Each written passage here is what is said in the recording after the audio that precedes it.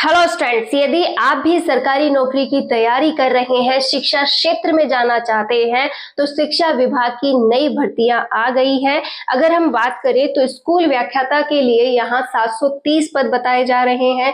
वरिष्ठ अध्यापक second grade के 4037 पद, जबकि थर्ड ग्रेड के लिए 2000 पद बताए गए हैं। तो ये वैकेंसी शिक्षा क्षेत्र में हमें देखने को मिल रही है। यदि आप भी first grade, second grade, third grade अध्यापक बनना चाहते हैं तो आप अपनी तैयारी को यहाँ स्टार्ट कर सकते हैं। साथ ही बेसिक कंप्यूटर अनुदेशक के 1415 पदों पर यहाँ वैकेंसी है। साथ ही शारीरिक शिक्षक पीटीआई की यहाँ पर 900 पदों पर है।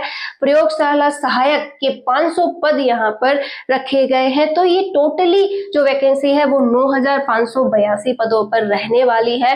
तो ये वैकेंसी पदों की संख्या जरूर इसमें कम है, लेकिन आपके लिए ये भी एक मौका हो सकता है कि हाँ, मैंने तैयारी बहुत अच्छी कर रखी है या फिर मैं तैयारी करना चाहती हूँ। दोनों ही तरीके से अगर आप स्टार्ट भी करते हैं तो भी यहाँ तक आप बहुत अच्छे से पहुंच सकते हैं। तो आज ही अपनी तैयारी को आप स्टार्ट कीजिए।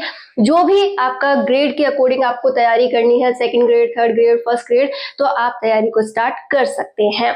आप यदि रीट पास करना चाहते हैं कि हाँ, मुझे रीट पात्रता एग्जाम देनी है, ये कब तक हो जाएगी, तो यहाँ से हम उम्मीद कर सकते हैं कि थर्ड ग्रेड वैकेंसी यहाँ दिखाई जा रही है। इसका मतलब जल्द ही रीट पात्रता का नोटिफिकेशन भी हमें देखने को मिलेगा। तो आप रीट की तैयारी भी अभी से स्टार्ट कर दें। जैसे ही रीट करवा दिया जाएगा, रीट पात्रता क्लियर होती है, उसके बाद हमें थर्ड ग्रेड एग्जाम देखने को मिलेगी। वैसे भी कहा जा रहा था कि 2026 से लेकर 2027 के बीच हमें ढेरों नई वैकेंसीज यहाँ देखने को मिल सकती है। हमें तैयारी को अभी से बहुत अच्छा कर लेना चाहिए ताकि हम यहाँ बहुत अच्छा कर सके। तैयारी की अगर हम बात ही कर रहे हैं तो इन सभी वैकेंसीज को अगर हम ध्यान से देखें तो सभी के सिलेबस में एक चीज कॉमन है, वो है राजस्थान जीके, या फिर हम बात करें तो जीके। तो जीके अगर आप स्ट्रॉन्ग कर लेते हैं, कि अगर हम जीके को स्ट्रॉन्ग कर लें कि हमारे पास जीके जो है, मतलब आप करंट अफेयर्स हो गए, हिस्ट्री, पॉलिटी, ज्योग्राफी, अपनी इंग्लिश, मैथ, रीजनिंग, पूरा ओवरऑल जो जनरल अवेयरनेस, जनरल नॉलेज है हमारा, अगर हम उसे डेवलप कर लेते हैं, बहुत अच्छा कर लेते हैं, तो यहाँ पर हम उम्मीद कर सकते हैं कि किसी भी एग्जाम को क्लियर करना हमारे लिए आसान हो जाता है।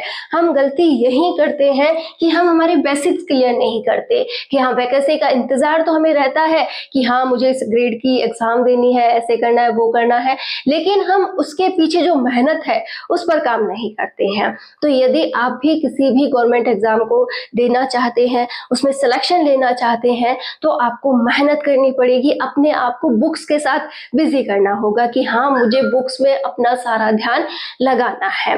इसी के लिए आपको अब से जीके की तैयारी स्टार्ट करनी है कि आप हिस्ट्री पर अपनी पकड़ बनाएं, कि जिस भी एग्जाम की तैयारी कर रहे हैं उसके अनुसार हिस्ट्री जैसे सब्जेक्ट को आप स्ट्रॉन्ग करें, ज्योग्राफी स्ट्रॉन्ग करें, पॉलिटी स्ट्रॉन्ग करें। साथ ही आप मैथ को अभी से समय देना स्टार्ट करें कि हाँ, मैंने मैथ के जो क्वेश्चंस हैं उन्हें अभी से निकालना स्टार्ट कर दिया है। धीरे धीरे ही सही आपकी मैथ इतनी अच्छी हो जाएगी कि आप उससे इजीली क्वेश्चंस बना सकेंगे। एग्जाम में आपके लिए प्लस पॉइंट तैयार हो जाएगा। आपने इंग्लिश को इग्नोर कर रखा था, तो आप इंग्लिश पर काम करना स्टार्ट कर सकते हैं। साथ ही आपने अगर करंट को बिल्कुल भी महत्व नहीं दिया कि करंट लास्ट टाइम पे पढ़ लेंगे, तो उस पे भी आप सुधार कर सकते हैं। अभी से आप एक आदत बना सकते हैं कि मुझे डेली थोड़ा थोड़ा करंट पढ़ना है, ताकि एक वक्त पर मुझे करंट को ज़्यादा समय ना देना पड़े, सभी के लिए मेरे पास समय रहे और मैं ओवरऑल एक बेटर तैयारी करते हुए आगे बढ़ सकूँ। तो आपको अभी से अपने जीके, मैथ, इंग्लिश, रीजनिंग जैसे जो सब्जेक्ट्स हैं, जो कॉमन है, आप चाहे किसी भी एग्जाम को देख लीजिए, यहाँ पर व्याख्या है, वरिष्ठ अध्यापक है, अध्यापक है, शारीरिक शिक्षक, प्रयोगशाला सहायक, सभी में ये जो कॉमन फर्स्ट पेपर का जो हिस्सा रहता है, ये सभी में कॉमन है। आप तैयारी अगर रियल में करना चाहते हैं तो अपने इन बेसिक पॉइंट्स को आप स्ट्रॉन्ग कर लीजिए। आप देखेंगे कि आप इतना ज्यादा पावरफुली अपने अंदर फील कर रहे हैं कि हाँ, मैं इन एग्जाम्स को क्लियर कर सकती हूँ, मैं यहाँ पर इजीली एग्जाम दे सकती हूँ। उसी के साथ आप अपने सब्जेक्ट पे काम करना स्टार्ट कीजिए कि आप जिस भी सब्जेक्ट से बिलोंग करते हैं, चाहे वो एसएसटी हो, चाहे आपका यहाँ पर साइंस हो, या फिर आप कॉमर्स से हो, या किसी भी सब्जेक्ट से आप बिलोंग करते हैं, उस सब्जेक्ट को बारीकी से बेसिकली आप उसे समझना स्टार्ट कीजिए कि हाँ, आपको पता हो कि ये कोई शब्द है तो इस शब्द का यूज क्यों हुआ है, उस शब्द के पीछे की जो नॉलेज है वो क्या है और इस शब्द को यूज कैसे किया गया है।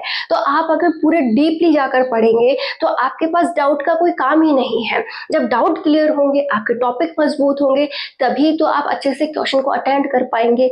अभी जो आरपीएससी का जो ये पैटर्न चल रहा है उसमें सबसे बड़ी बात हमें यही दिखाई जा रही है कि आप क्वेश्चन को कैसे पढ़ रहे हैं। कथन कारण के क्वेश्चन में हमें थ्योरी पता होनी चाहिए कि बात किसके लिए कही गई, क्यों कही गई और ये सही है या फिर ये इसके ऊपर अप्लाई नहीं होती है, इसकी विशेषता क्या है। मतलब अगर आप बहुत अच्छे से थ्योरी को समझना जानते हैं, थ्योरी पर आपकी पकड़ है, आपने जो भी व्यक्तित्व पढ़ा उसके बारे में आपको नॉलेज है, तो ही तो आप उस क्वेश्चन को अटेंड कर पाएंगे। तो यहाँ पर अब ये बात नहीं होगी कि वैकेंसी आए तो मैं तैयारी करूं तभी मेरा बहुत अच्छे से सिलेक्शन हो सकता है, ऐसा नहीं।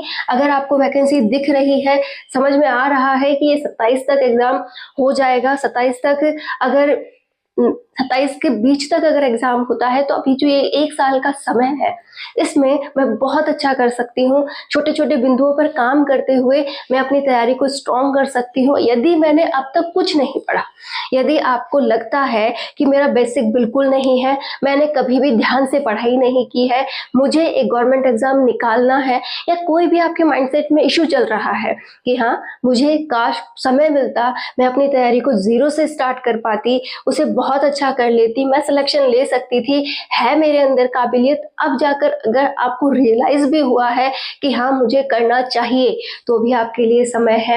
ये 2028 से पहले सभी एग्जाम होने हैं, कई और वैकेंसीज भी आनी है। तो आप 26, 27, 28 इन तीनों जो सालों में हमारे पास जो भी आप करना चाहते हैं बहुत अच्छा करके 28 तक अपनी जॉब ले सकते हैं। तो ये आप पे डिपेंड करता है कि आप अपनी मानसिकता कैसे रखते हैं।